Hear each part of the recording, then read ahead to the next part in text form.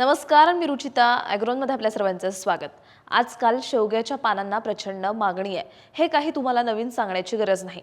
म्हणून तुम्ही पण शेवग्याच्या पानांचं उत्पादन घेणार असाल तर साधारण वाण आणि नेहमीच्या लागवड पद्धतीने लागवड करत असाल तर हा व्हिडिओ तुमच्यासाठी आहे। कारण तुम्ही शेवग्याची लागवड कशासाठी करताय, म्हणजे तुम्हाला शेंगा बिया हव्या आहेत की पानं, यावरून शेवग्याची लागवड पद्धत बदलते। त्यामुळे पानांचं भरघोस उत्पादन घेण्यासाठी शेवग्याची लागवड कशी करायची हेच आपण आजच्या व्हिडिओमधून जाणून घेणार आहोत। शेवगा लागवड कोणत्याही महिन्यात करता येते, शिवाय त्याला खत पाणी कमी लागतं। पण शेवग्याच्या पानांच्या उत्पादनासाठी आधी योग्य जातींची निवड करणं आवश्यक असतं।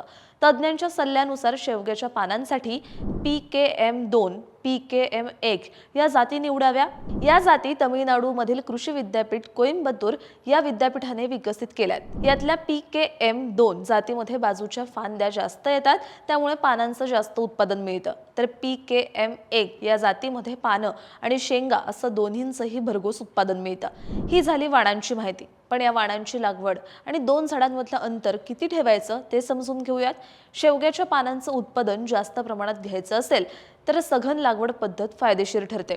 यासाठी झाडं 0.9 बाय 0.9 मीटर अंतरावर लावायची आहेत। अशा पद्धतीने एका एकरात साधारण 5000 झाडं बसतात आणि पानांचं उत्पादन भरघोस येतं। ही पद्धत विशेषतः शेवग्याच्या पानांची पावडर तयार करणाऱ्या व्यावसायिक शेतकऱ्यांसाठी फार उपयुक्त आहे। या लागवडीत शेंगांपेक्षा कोवळी पानं आणि दांडे वारंवार कापले जातात। आपल्याला माहिती आहे की शेवग्याचं झाड नैसर्गिकरित्या वाढलं तर ते उंच वाढतं आणि फक्त टोकाला पानं येतात। पण आपल्याला पानांचं उत्पादन हवं असेल तर या पद्धतीमुळे आपल्याला उत्पादन कमी मिळतं। त्यामुळे आपल्याला काय करायचंय तर झाड लहान असतानाच त्याला योग्य आकार द्यायचा आहे। म्हणजे काय करायचं तर झाड जेव्हा 50 सेंटीमीटर ते 1 मीटर उंच होतं तेव्हा वरचा मुख्य देठ कापायचा। यामुळे बाजूने फांद्या फुटतात आणि पानांचं उत्पादन वाढतं। यासोबत झाडाची उंची कमी राहिल्यावर वाऱ्यामुळे होणारं नुकसान टळतं आणि पानांची कापणीही सोपी होते। पिकाच्या लागवडीमधला महत्त्वाचा भाग तो म्हणजे खत आणि पाण्याचा, कारण पिकाची वाढ आणि उत्पादन फार गरजेचं असतं।